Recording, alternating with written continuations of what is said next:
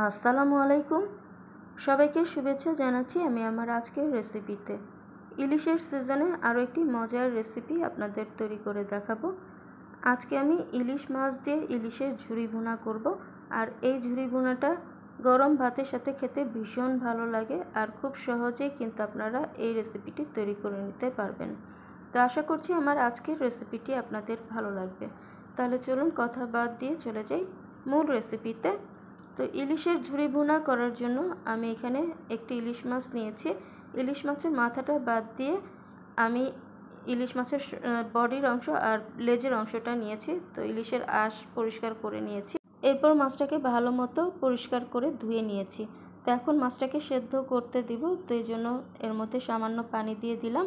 আর এখন দিয়ে দিচ্ছি এখানে সামান্য একটু হলুদ গুঁড়া, লবণ, আর দিয়ে দিয়েছি সামান্য একটু আদা রসুন বাটা। তো এবার এটা সেদ্ধ হওয়া পর্যন্ত অপেক্ষা করব। তো এই যে এক পাশ সেদ্ধ হয়ে গেছে, তো এখন আরেক পাশ উল্টে দিচ্ছি। তো এবার আমি এই পানিটা শুকানো পর্যন্ত মাছটাকে সেদ্ধ করে নিব। তো এই যে এখানে আমার মাছটা সেদ্ধ হয়ে গেছে, তো পানিটাও কিন্তু শুকিয়ে গেছে। তো এখন এটাকে একটু ঠান্ডা করে তারপর এটার কাঁটাটা বেছে নিব। আর এর কাঁটাটা কিন্তু খুব সহজেই আপনারা বের করে নিতে পারবেন, যে বড় কাঁটাটা আছে সেটা, আর ছোট ছোট যে কাঁটা আছে তো সেটা এখন হাতের সাহায্যে আমি বেছে নিচ্ছি।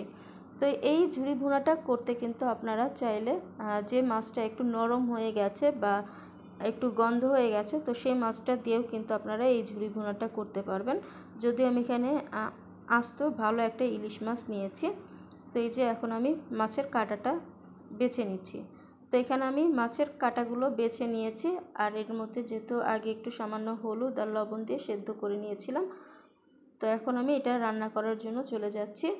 তো রান্না করার জন্য চুলে একটা প্যান বসিয়ে দিয়েছি, আর তাতে আমি তেল গরম করে নিয়েছি। এখন এর মধ্যে দিয়ে দিচ্ছি পেঁয়াজ কুচি। আর এই ঝুরি ভুনাটা করার জন্য কিন্তু পেঁয়াজের পরিমাণটা একটু বেশি করে দিতে হবে। তো এবার পেঁয়াজটাকে নরম করে ভেজে নিব। তো এই যে এখানে আমার পেঁয়াজটা কিন্তু নরম করে ভাজা হয়েছে। তো এখন এর মধ্যে আমি সামান্য পানি দিয়ে দিচ্ছি যাতে মশলাগুলো পুড়ে না যায়। তো এখন একে একে বাকি মশলাগুলো অ্যাড করে দিব। প্রথমে দিয়ে দিলাম এখানে আদা রসুন বাটা, স্বাদ মতো লবণ, হলুদ গুঁড়া, মরিচ গুঁড়া। তো এবার সব মশলাগুলোকে ভালো মতো কিছু সময় কষিয়ে নিব। আর ইলিশ আসলে অল্প মশলাই রান্না করতে হয়, কারণ এই ইলিশ মাছের অরিজিনাল ফ্লেভার পেতে কিন্তু অল্প মশলায় রান্নলেই পাওয়া যায়। তো এবার মশলাটা যখন কষানো হবে ভালো করে, তারপর আমি এর মধ্যে মাছের ঝুড়িটা দিয়ে দিলাম। দিয়ে এবার এটাকে ভালো করে কিছু সময় ভুনে নিয়েছি। তো এখন এর মধ্যে অল্প একটু পানি দিয়ে দিলাম, দিয়ে এবার একটু নেড়ে চেড়ে দিয়ে দিলাম। এবার এর মধ্যে পরিমাণ মতো কাঁচামরিচ দিয়ে দিলাম। আর কাঁচামরিচটা আপনারা যতটুকু ঝাল খাবেন তো সেই অনুপাতে অ্যাড করে দিবেন। এবার এই পানিটা শুকানো পর্যন্ত এই ঝুরি ভুনাটাকে রান্না করে নিব। আর যেহেতু মাছটা আমি আগেই সেদ্ধ করে নিয়েছি, তো এই মাছটা কিন্তু হতে খুব বেশি সময় লাগবে না। তো এই যে পানিটা শুকিয়ে গেছে, মাছের ঝুরিটাও কিন্তু হয়ে গেছে। তো এবার এটাকে নামিয়ে সার্ভিং প্লেটে সার্ভ করে দিয়েছি। তো তৈরি হয়ে গেছে ইলিশ মাছ দিয়ে ইলিশের ঝুরি ভুনা। আর এমন একটা রেসিপি থাকলে কখন যে প্লেটের ভাত শেষ হয়ে যাবে আপনারা টেরই পাবেন না।